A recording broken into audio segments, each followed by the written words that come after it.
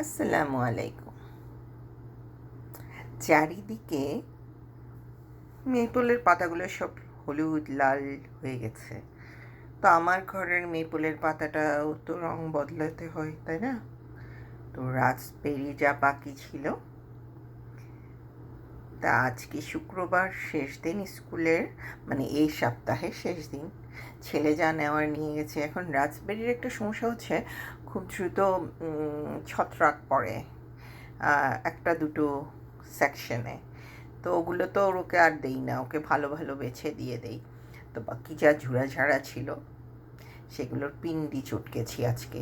তো আজকে আর ভর্তা বানাইনি, আজকে করেছি আচার।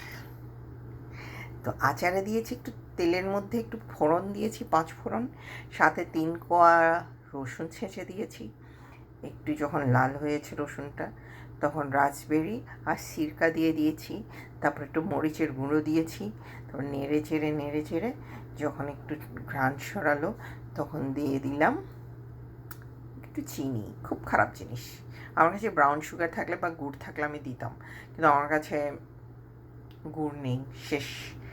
সো ওটা দিয়েছি, দিয়ে তারপরে নামিয়ে ফেললাম। মেপল লিফের পাতাটা লাল হয়ে গেল। সবাই ভালো থাকবেন। খেতে কিন্তু মজাই হয়েছে। আল্লাহ হাফেজ।